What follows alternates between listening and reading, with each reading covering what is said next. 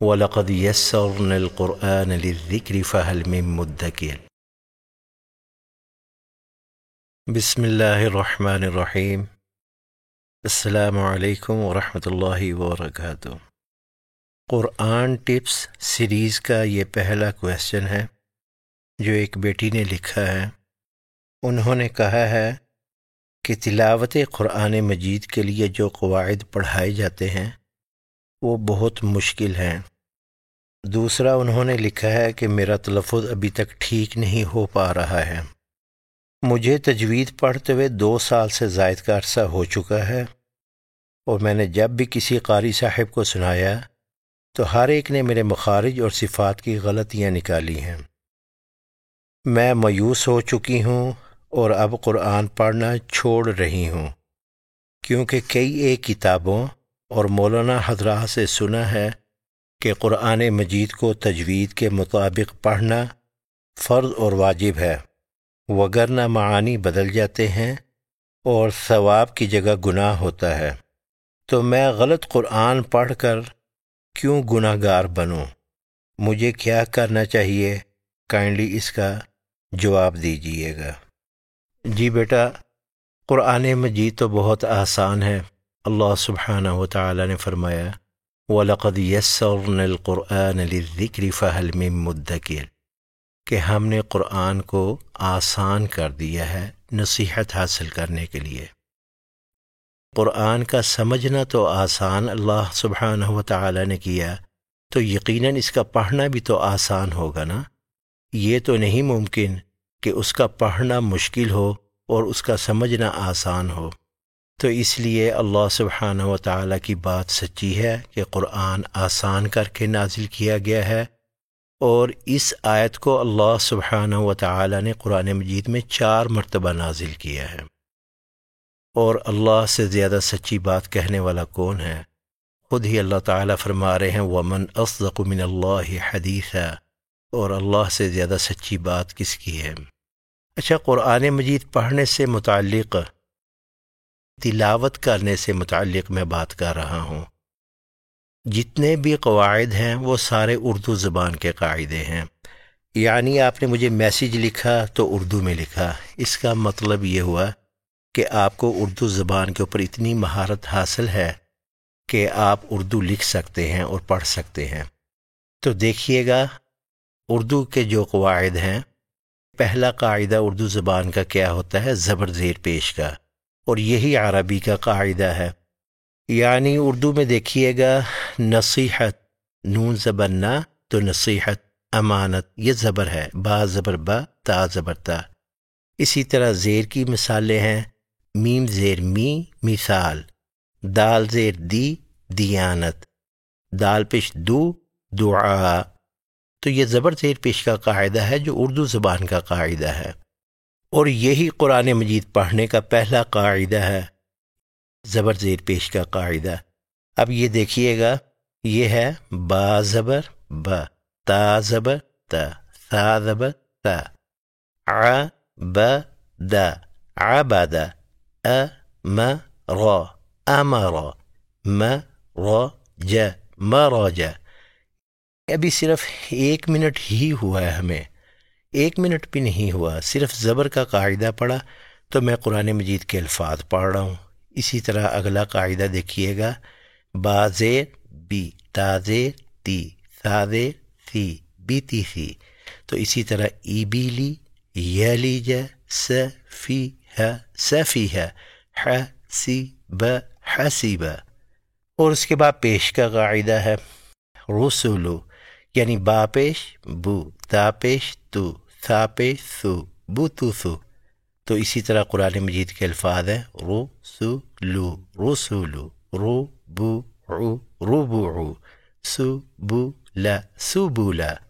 اب یہ جو ایک قاعدہ ہم نے پڑھا ہے زبر زیر پیش کا، اس کی مدد سے میں قرآن مجید پڑھنے لگا ہوں۔ یہ قرآن مجید کی عبارت ہمارے سامنے ہے، میں اس کو پڑھنے کی کوشش کرتا ہوں، دیکھیے گا۔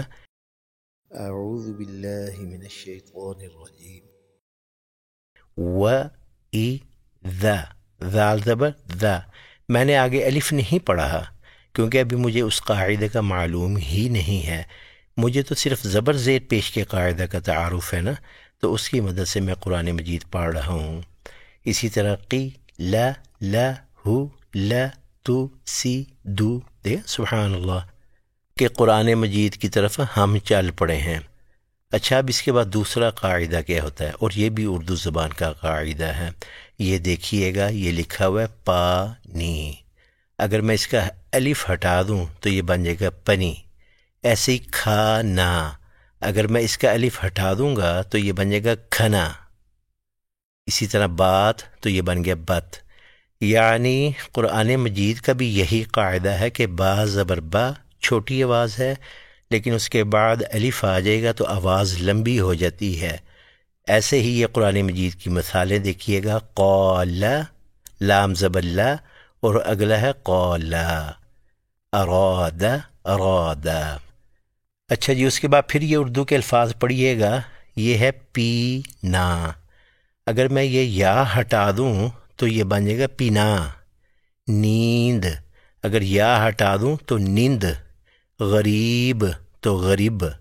تو یہی قرآن مجید کا قاعدہ ہے کہ با زیر بھی، اس کے بعد یا آ جائے گی تو آواز لمبی ہو جاتی ہے۔ یہ دیکھیے گا، صراطی صراطی، عبادی عبادی۔